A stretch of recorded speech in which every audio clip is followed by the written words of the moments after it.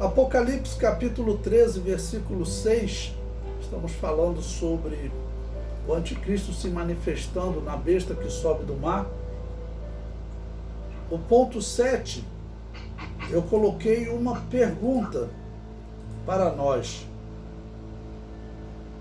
O anticristo se chamará Emanuel? Eu coloquei uma pergunta porque é um texto de difícil interpretação. Eu não consigo ter certeza sobre a que Emanuel ele está fazendo referência. Seria o Messias realmente? Então eu comento. O termo Emanuel aparece 3 vezes nas Escrituras.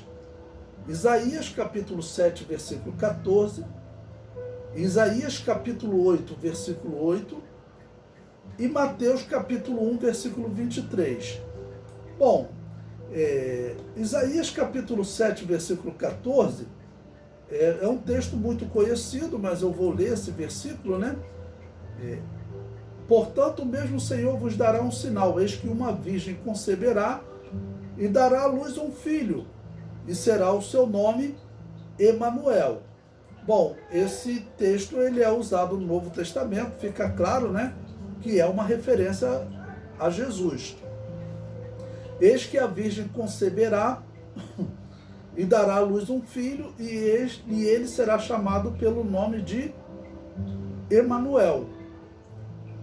Emanuel traduzido é Deus conosco. Pois bem, então ele aparece nesses 3 textos.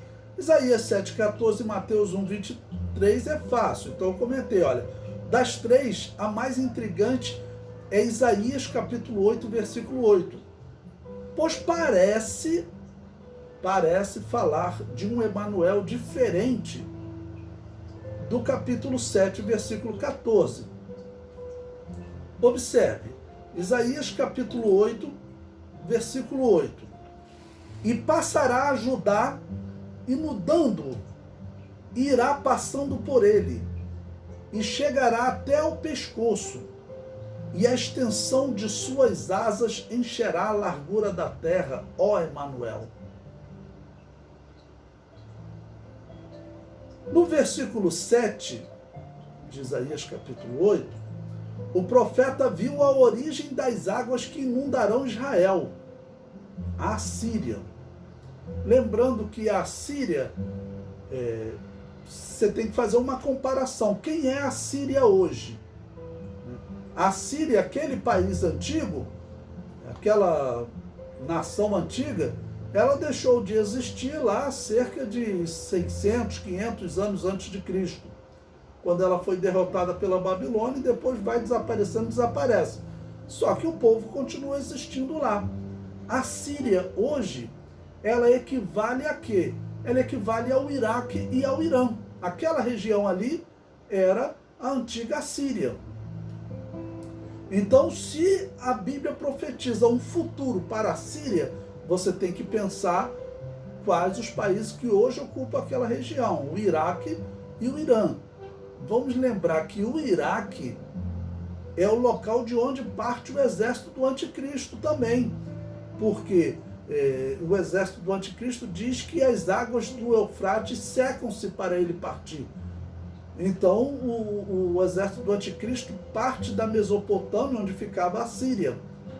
E também, como nós já vimos antes, parte ali da Palestina, ou seja, foi falado também do Egito, da Síria. O exército do anticristo ele está em todas as direções, mas é dado um destaque especial a essas 4 localidades: Egito, Síria, mas principalmente Palestina ou faixa de Gaza, né?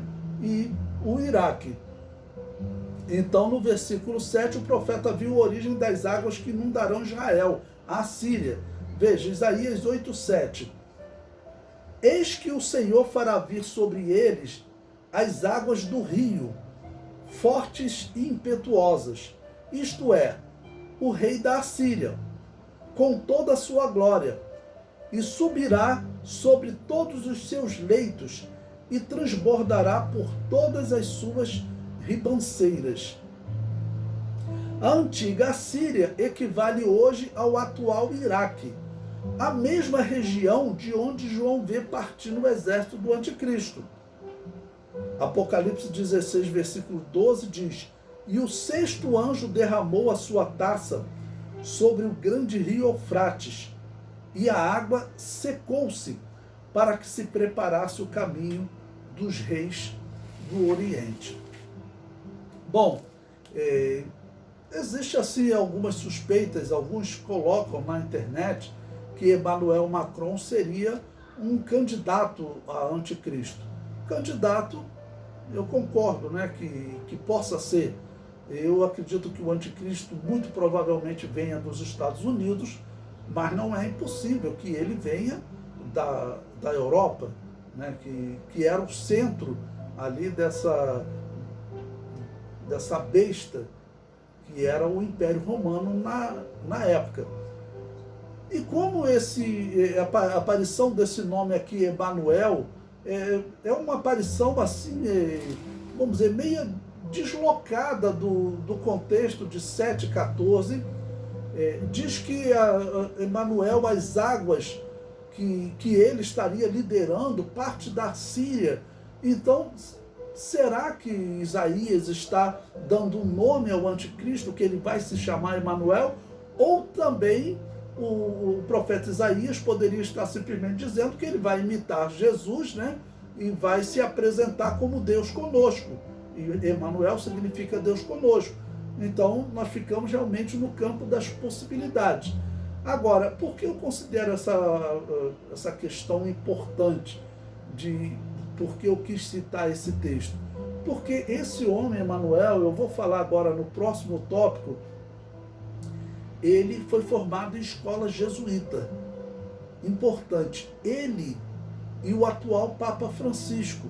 É o primeiro Papa na história que ele é um jesuíta. A história dos jesuítas, irmãos, é uma história, assim, existe a expressão popular fantasmagórica, que já teve papas que tentaram exterminar com essa ordem, porque diz que é uma ordem realmente satânica.